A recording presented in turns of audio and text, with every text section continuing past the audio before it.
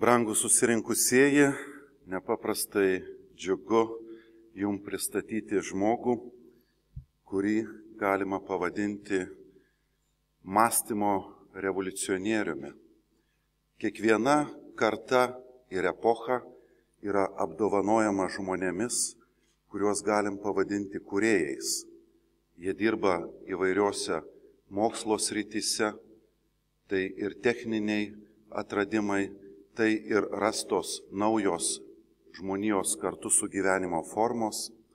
Ir tie žmonės daug pasiekia savo mokslo srityje. Bet ne tiek daug žmonių yra šiame pasaulyje, kurie iš dalių parodo visumą. Parodo, kad dalių suma yra daugiau, yra visuma.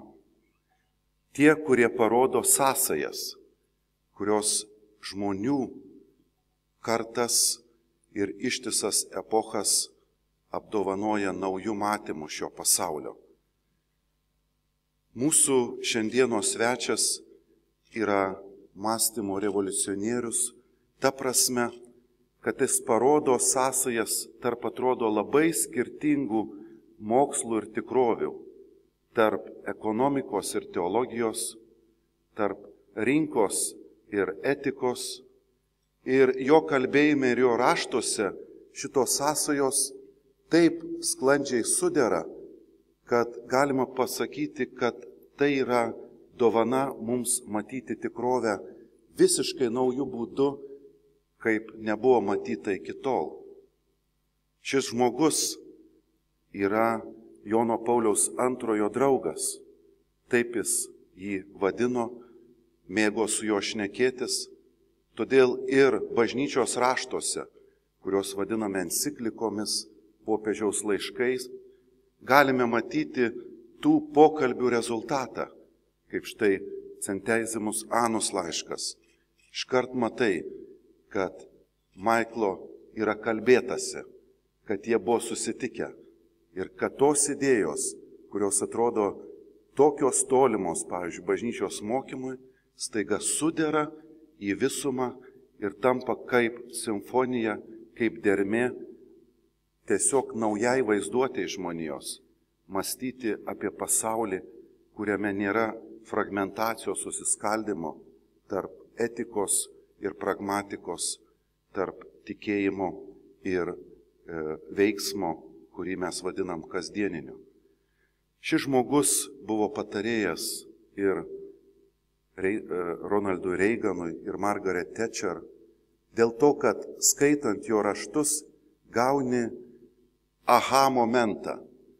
Aš esu tokį gavęs ir staiga supranti, kad ši tikrovė nėra tik tai, sakytume, atskirų fragmentacijų sudėjimas į vieną, bet yra visuma, kad už jo stovi kūrėjas, kad ji iš tikrųjų yra mums dovanota, kad turėtume atradimo džiaugsmą. Ir kokie mes laimingi, kad tuo savo atradimo džiaugsmu žmonės, tokie kaip Maiklas, pasidalina. Jie tiesiog negali tylėti, jie rašo 50 knygų. Ir tose knygose įžvalgos, kurios netipiškos. Kas, pavyzdžiui, mąsto apie kapitalizmą kitaip negu apie kaip kapitalą, pinigus. Ir staiga Maiklas prabyla, kad ponai, kapitalizmas iš tikrųjų ateina nuo žodžio kaput, galva, tai reiškia mąstymas. Tai yra instaliuotas, pragmatiškas mąstymas sujungtas su vertybėm, parodant sąsajas tarp įstatymo valdžios, laisvosios rinkos ir moralinės tvarkos, kur nėra atskirties, bet viena kita tikrovė paremia ir tiesą sakant negali egzistuoti viena be kitos. Tos visumos matymas yra šio žmogaus dovana ir pasauliui, ir jos lyderiams, ir mums, kurie kuriame ir atstatome savo tautas. Mes šiandien dėkojame Maiklui, kai visa Jungtinių Amerikos valstijų bendruomenė padėkos dieną švęsdami dėkoja Dievui už gyvenimą ir už jų kraštą, mes šiandien turime progą padėkoti šiam žmogui, kuris atvyko pasidalinti savo gyvenimą dovaną, savo įžvalgomis ir parodyti atradimo džiaugsmą, tą aha momentą. O kai tą žmogus gauna, jis nerandu tikslesnio apibūdinimo, kaip džiaugsmą įvardinti, kaip Juozo Erlicko tokia skraidanti mintis. Bėgti laukais, plevėsuojant plaukais. Tai tas džiaugsmas, kuris neša ir duoda jėgos mums ir kurti visuomenę, ir dirbti savo srityse, ir nepamiršti, kad mes esam didelės visumos dalis. Ir nenusiminti, kai nesiseka. Šis žmogus yra gyva epocha, gyva istorija, pats nukeliavęs ilgą kelią, mąstymo kelią. Jis savimi parodo, kad yra įmanoma atrasti grožį tiesos ir atrasti visumą. Ačiū, Maiklai, kad atvykote pas mus. Mes dėkojame Dievui už jūs, dėkojame Kūrėjui už tai, kokią jis rodo mums tiesą, grožį jos per jūsų raštus. Ir tikimės, kad ši paskaita mums kiekvienam bus dar vienas tas aha momentas, kuris duos mums įkvėpimą eiti laukais, plevėsuojant plaukais ir atkuriant mūsų tėvynę, kuri laukia mūsų entuziazmo, kuri švyti iš Michael Novak akių. Gražaus visiems vakaro.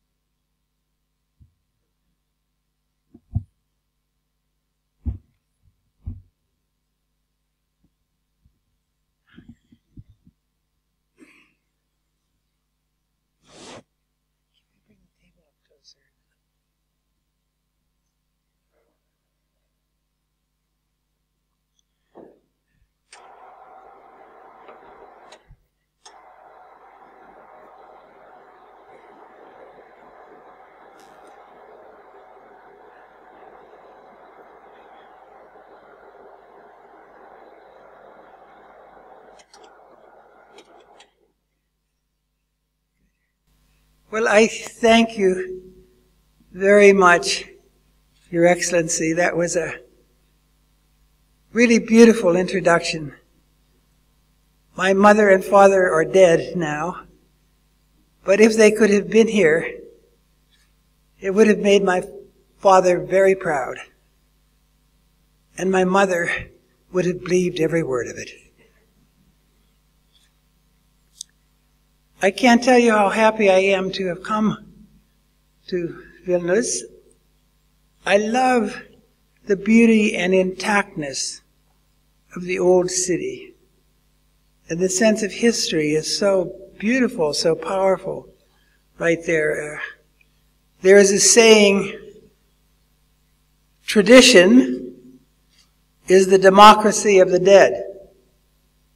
And you can feel here in Vilnius how the dead are still in the conversation that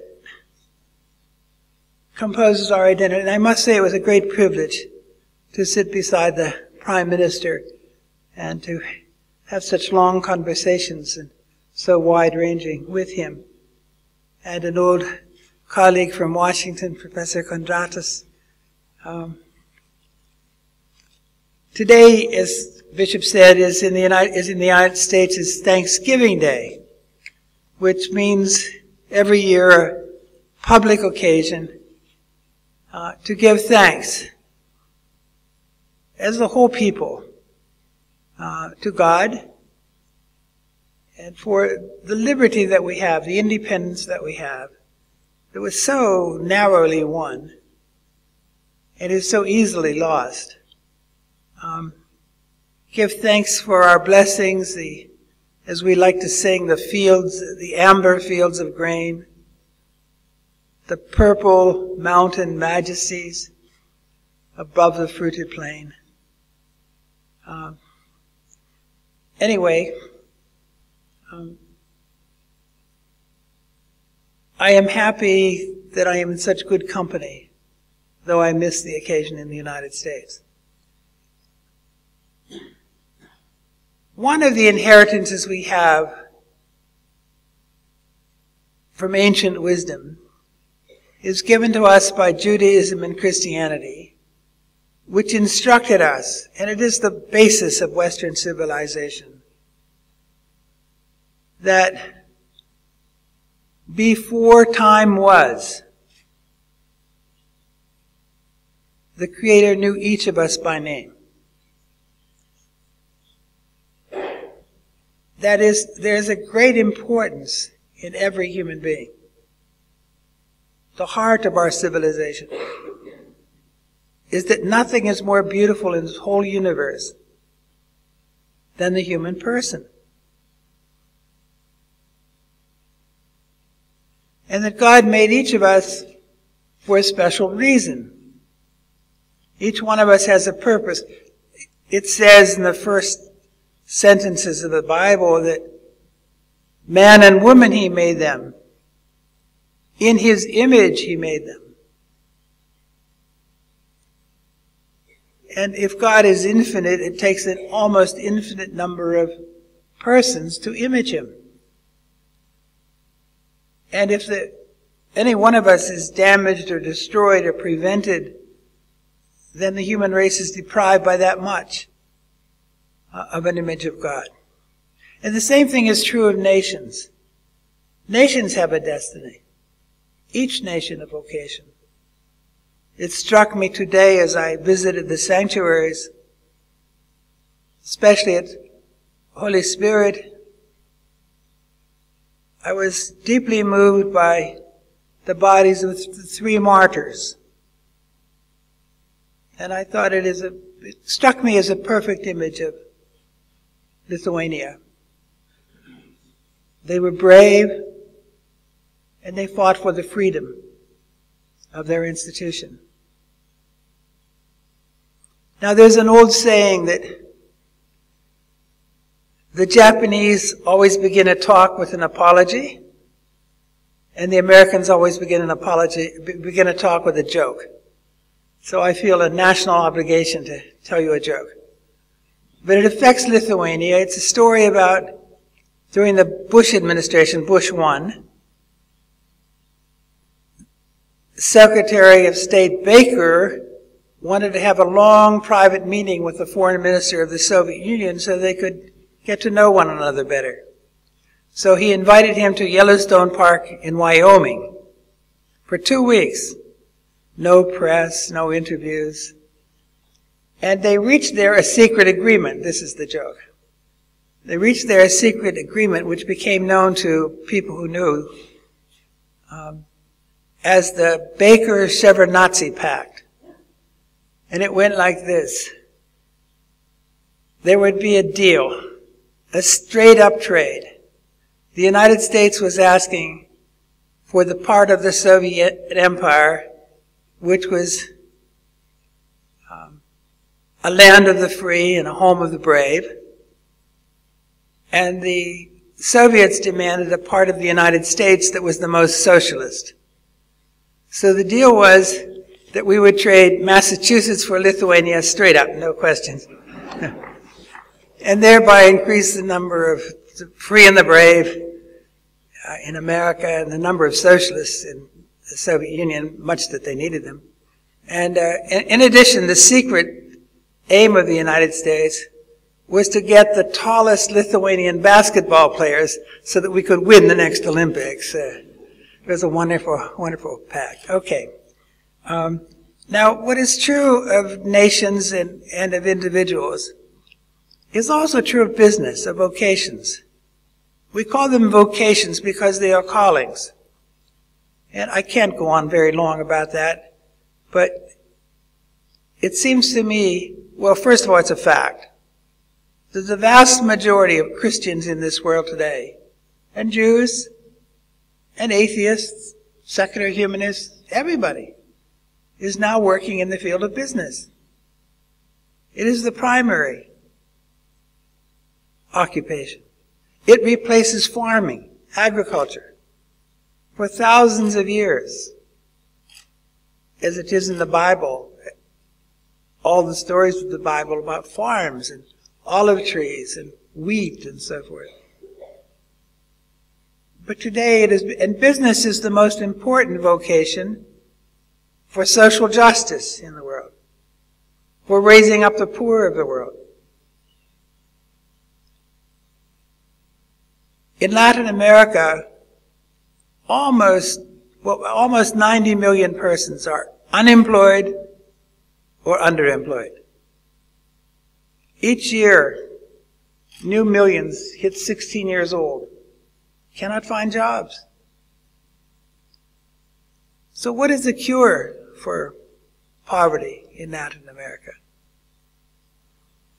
You cannot have employees unless you have employers. They need 10 or 15 million new small businesses in Latin America to hire the poor, and give them employment and income. The state can't do that. There isn't enough money in the states to do that. And if the state just feeds them and keeps them going, it treats them like animals. It gives them a shed and it gives them food. That's not a life which allows a human being to develop and be who they are. So that is the main background. But I want to talk also tonight about the three main virtues, the three main habits that are necessary for every successful business. Even if business people, men and women who run businesses, and by the way, in the world today, more and more women are starting businesses. In some parts of Latin America, many more women are starting businesses than men.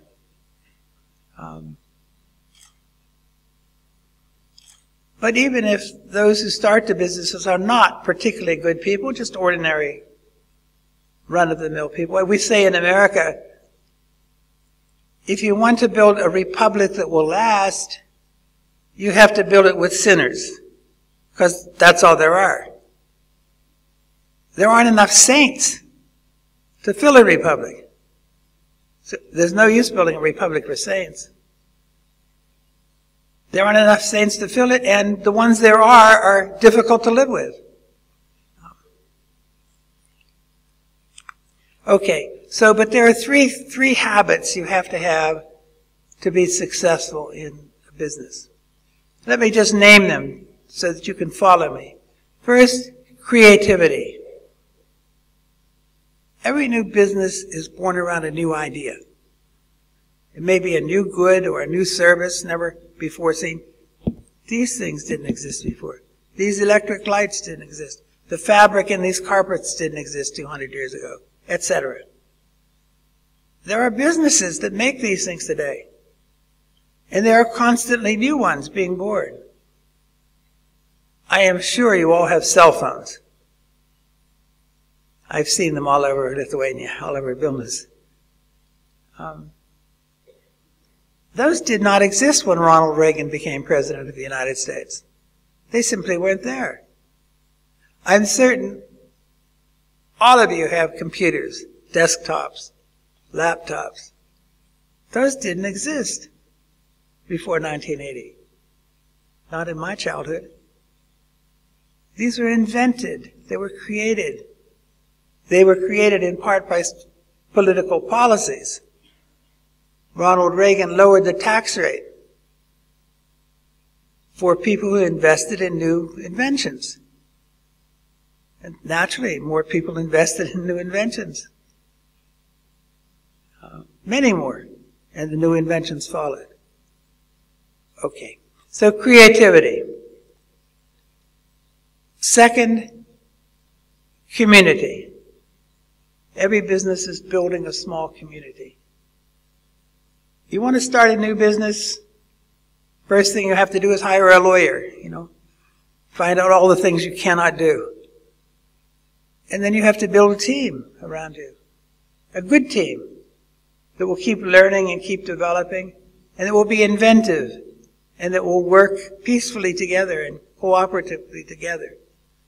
And there's some women, there are some men who are very good leaders of such teams. It's a great talent to have. And it's one of the two habits that a person in business has to have. Be creative, all the time looking at markets and looking at new services you can provide. In a changing economy, constantly changing. And building a good team that is creative with you. And third, practical wisdom. So creativity, community, and practical wisdom. Now, a few words on each of these. I'm trying to do something heroic tonight. I hope you appreciate it. I'm supposed to speak briefly, but professors only have 50-minute thoughts, and I'm trying manfully to cut it down. Okay.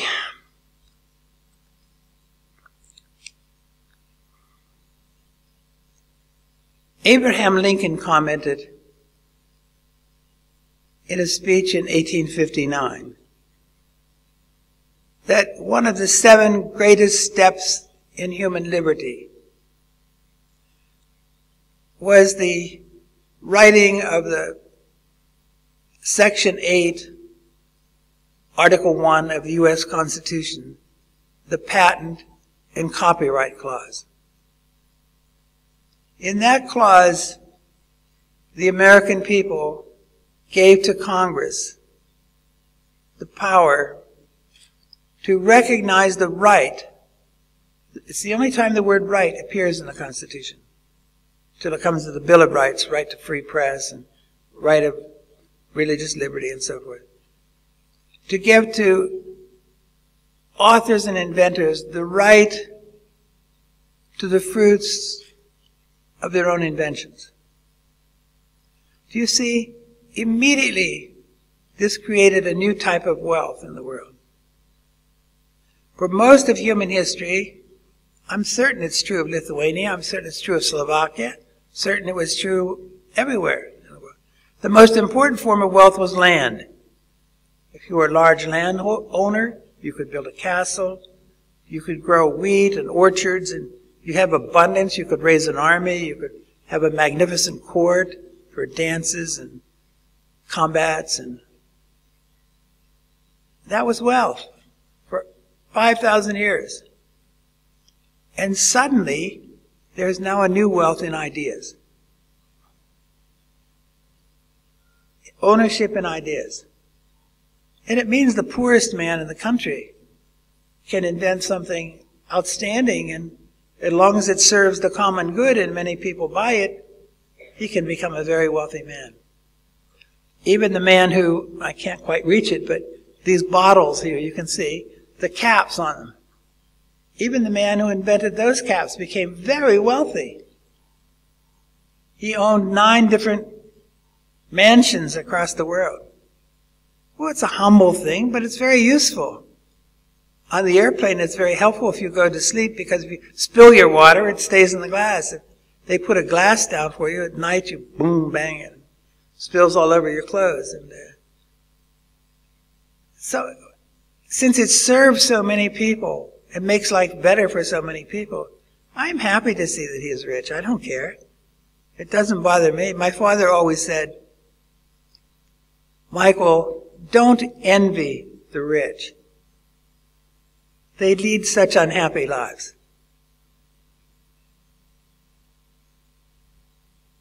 Envy gets you nowhere. The invention of ideas as well helped us to get by the prevailing sin of peasant cultures, of agricultural societies, which is envy. There are 2 jokes to illustrate this. One was told to me by Rostropovich in Washington, the conductor. He told about Russia, but he told about the Englishman and the Frenchman and the Russian who were captured by a cannibal king in Africa, and he was going to boil them alive on Wednesday because he collected brains. He wanted to boil them down to their brains, but he gave them the weekend to do whatever they wanted. So the Frenchman wished for a weekend in Paris with his mistress, no questions asked, no promises made. The Englishman wished for a weekend in Oxfordshire, walking with his setter across the fields, reciting Shelley and Keats. The Russian wished that his neighbor's barn would burn down.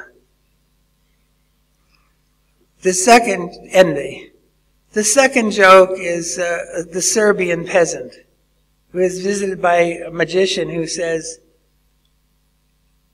he can wish for whatever he wants and it will be granted, but he needs to remember that whatever he receives, his neighbor will receive twice. Instantly, he says, take out one of my eyes. Envy is the most besetting sin of human society. Not hatred. Hatred you can see. You know it's hatred. Envy never calls itself hatred. It calls itself justice, equality. But it's very destructive. Its main force is to bring down other people. But the idea that wealth is creative, wealth comes from ideas, sets civilization on a new course. Don't envy your neighbor. Don't bring down your neighbor.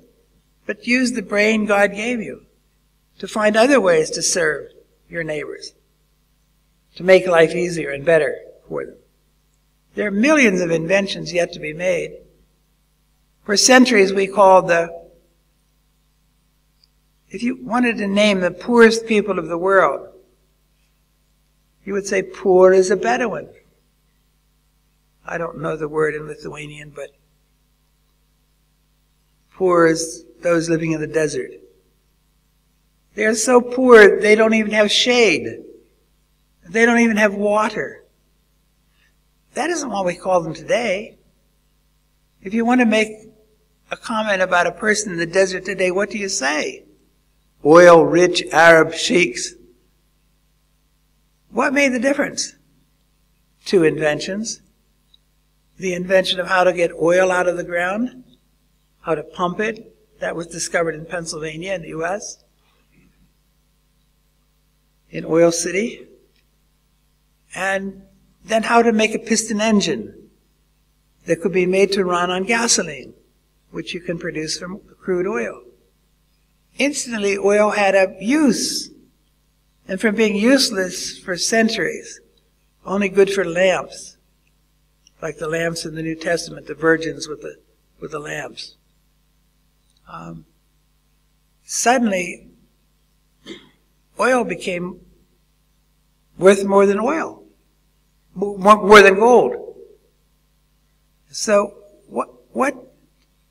how did oil go from being a nuisance to being a resource?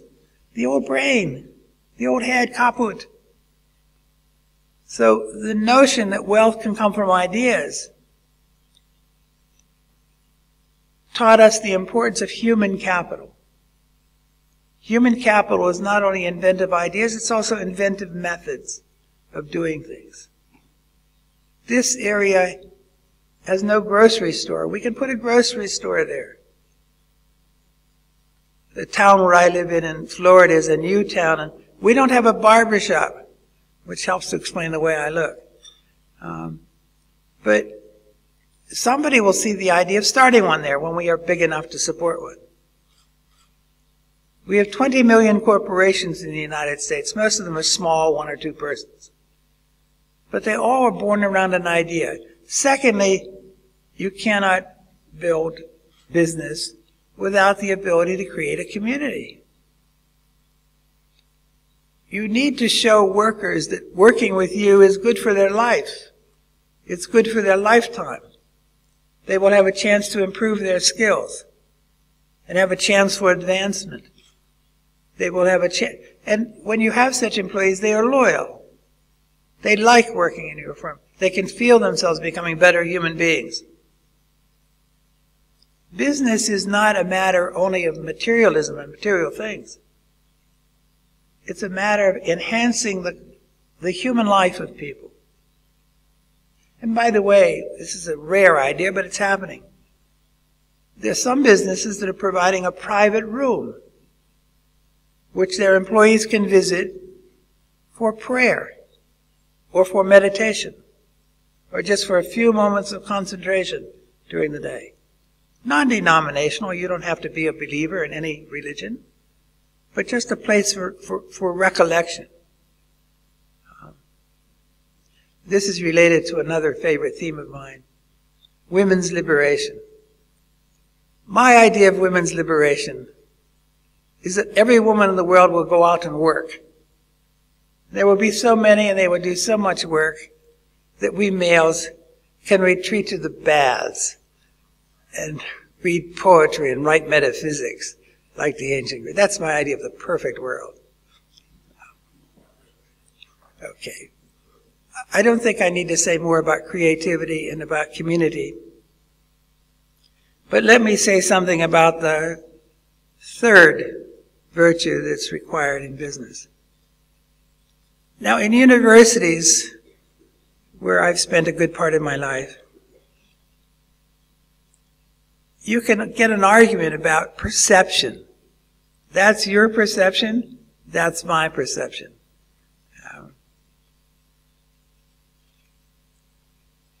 A friend of mine teaching in law school got tired of the law students telling him, after just about everything, that's just your opinion. You know, you say that's unjust, that's just your opinion, it's not my opinion. Pure relativism. They don't recognize it, but that's the way people are brought up by television and so forth. And so on the last day of the class, and law school is very competitive. It depends on your standing in the class.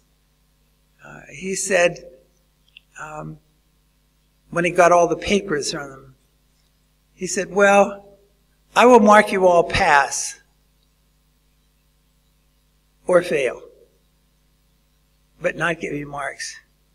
And immediately the law students were alarmed because that would injure their ranking. And they said, that's not fair. That's unjust. That will destroy our careers. And he said, that's just your opinion. Okay.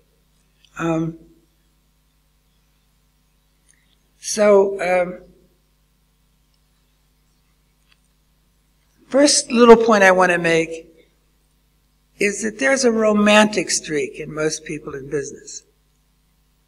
For example, every railroad in the United States that goes north-south is successful. The two regions differ. They exchange goods. Every railroader who tried to build a railroad from New York to San Francisco went broke. It was too difficult. But every railroader who was a railroader wanted to build that railroad. They were willing to lose their shirt for entering the competition and for the challenge and for succeeding. That often happens in business. In fact, we say for every successful person in business who's married, there stands beside her or behind her or behind him a lovely spouse telling the one who's building the business, you're wrong. It can't be done. You'll lose your shirt. People in business often have a romantic idea that they're sure they can, and sometimes they do. And you often meet businessmen who are as proud of what they have built as the diva at the opera. They know they have created something beautiful that wasn't there before. And they take enormous pride in it. I have a friend in Nebraska who had a new idea. With computers and instant communication all around the world, why do you have to go to Wall Street?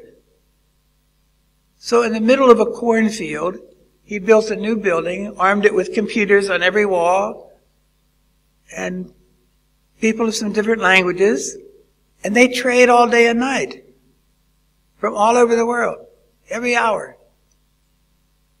And he made a fantastic business for himself because he saved thousands of people money. They don't have to pay a commission on Wall Street to do their trading. And when he showed me around his building, he was just so proud. He knew he had done something impossible. And they're now a very wealthy family. In fact, his son just became elected governor of Nebraska, if I understood correctly. Okay. Now, in academic circles, you can argue often about what do you think happened, what your perception is. You can't do that in business quite. Not if you want to survive. You have to get it right. There are 1,000 ways to fail. And I don't know about here, but in America, 4 out of every 7 new businesses fail within 3 years. But then most people learn from that and they go back and start another business until it works. But anyway, it's very important for the businessmen I have talked to have a brain trust, to talk things over with others. What do you think of this?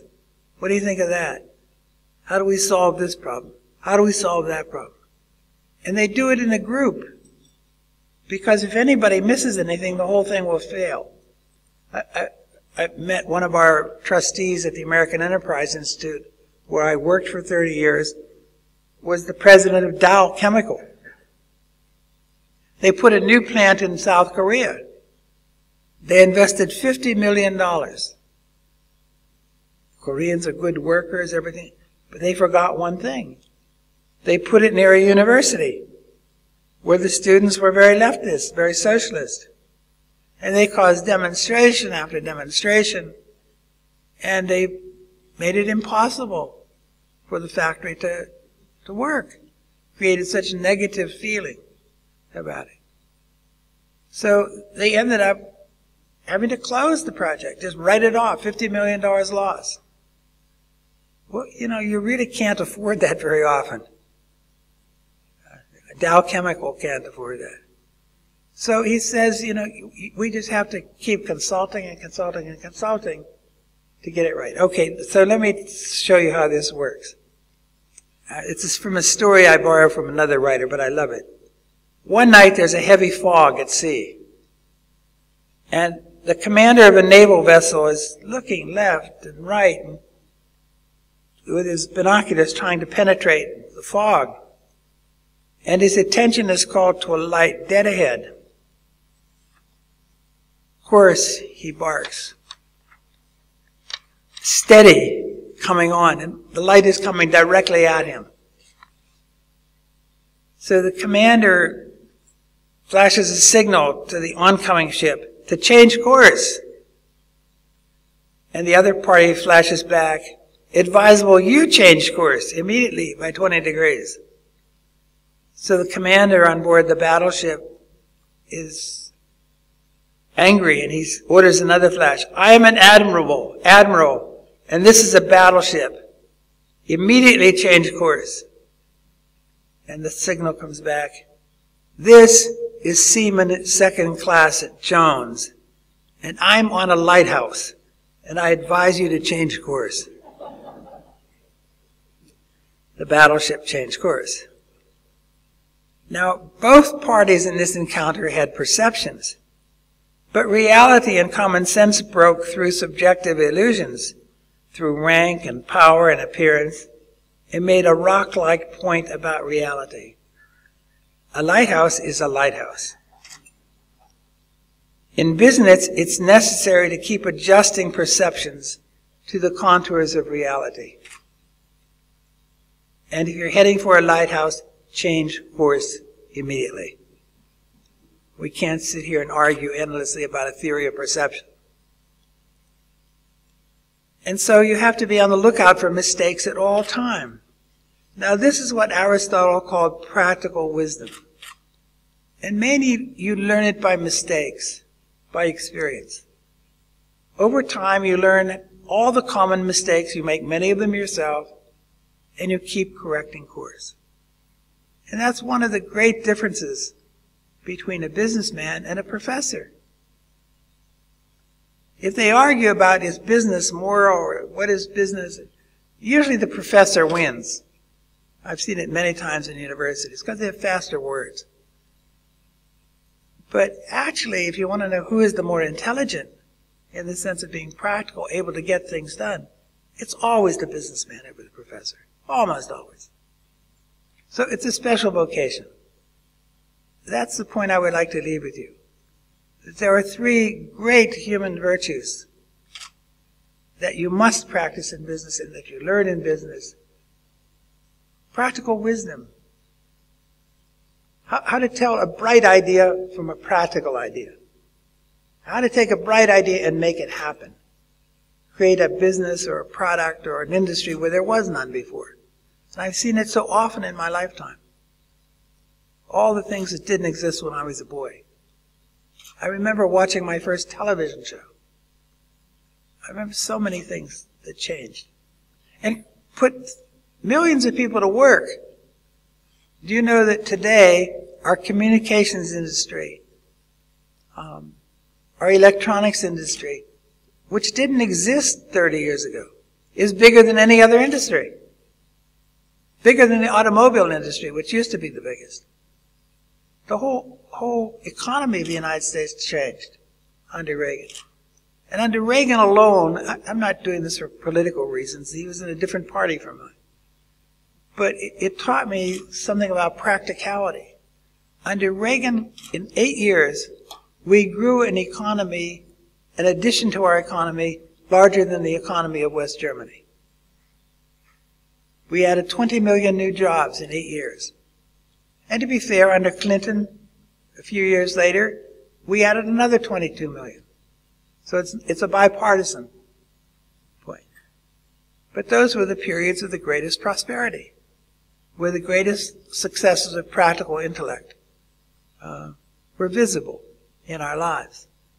And you have to create communities, loyal workers, inventive workers who are not satisfied with the way we do things, who keep coming up with new ideas. Boss, let's do it this way. We could save X amount of money.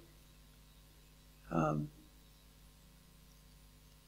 it's community in another way that Pope John Paul II recognized.